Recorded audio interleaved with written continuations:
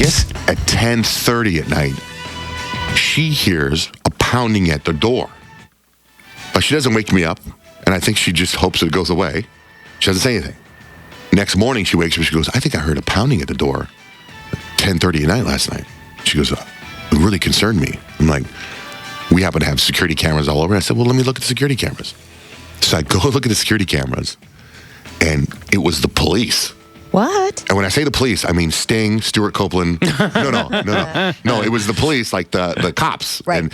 And I watched the video, and because it's night vision, because it was at night, like their uniforms don't look like normal uniforms. One of them's wearing a beanie cap where they got the flashlight, and they're putting the flashlight through the windows, and they're pounding on the door really hard. And they're ringing the doorbell, but they don't know the doorbell's disconnected. And they're ringing the doorbell over and over and over again, and they're pounding on the door. And I watched the video footage, so I took a picture, a screen cap of the camera footage, and I put it on my Instagram just now, so you could see it at Johnjay Van S. So my wife's like, why do you think they're coming to our house? I'm scared. Like, well, first of all, it's the police. I think them coming to the house is good. I mean, if it was criminals, if there was pounding on the door and there's a bunch of gang members out there, I go, that's scary.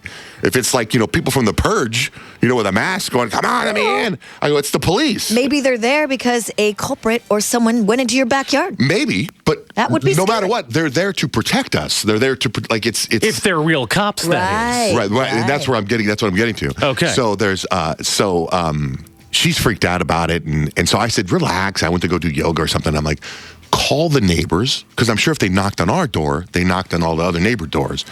And she goes, okay. So I went on to go do yoga. And then after yoga, she's like, I called and I went to talk to every neighbor. They went to nobody else's house, just our house. Well, that that's is interesting. Scary. Yeah, so I'm like, and I'm still it's scary, but it's still the police. Again, it's not like it was a scary looking guy. But they pound on the door, but then they go away. So there's no real police follow through, which is odd to me. Right. So I watched the video. They were at my front door for 2.5 minutes, which is a long time. Yes, it is. Right. So anyway, I called the police and I asked them if they were at my house and what they were doing. And they look up everything and they said, there's nothing, no record of us ever being there. I'm like, I'm telling you, I got footage that you got right here. And they're like, sorry. And I go, so if you guys were coming to my house at 10:30 at night, would they have called it in? And they said, yeah, we would have called it in. There's nothing there. So anyway, cut to Thanksgiving.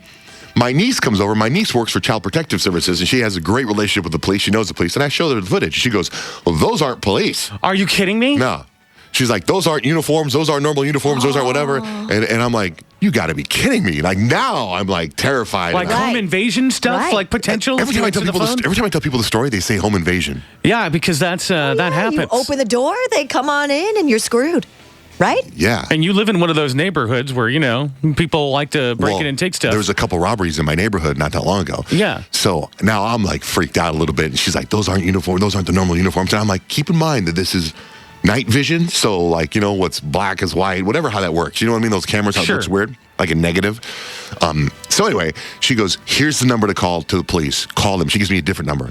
So I call the police and they say, yeah, we were at your house. I'm like, oh, thank God. I'm like, so what for? And he said, is there a Blake that lives there? I'm like, yes. They go, okay, well, it turns out they were looking for, now, I have 3 boys that live in my house, right? 12, 11, and 9. The next door neighbors have 3 boys that live in their house, but they're like 21, 19, 17, something like that, right?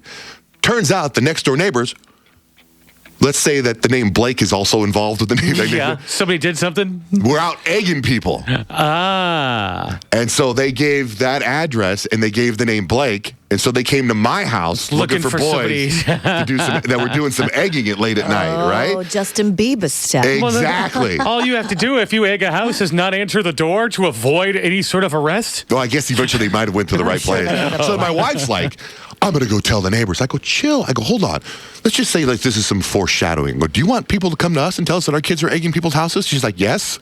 Yeah. I said, okay, but I don't want to really rat out the neighbors. And I don't want to rat out the kids. And well, yeah, now then your house is going to get egged. Yeah. So anyway, I just posted, so it was a little bit of a drama for a couple days. Yeah. Then we found out that it was the house. Man. Yeah, I know. So you can see That's this. security footage. What about the conspiracy theory of your niece who works with the police? I know. Those are the police uniforms. police. And I'm like, oh my God. Like.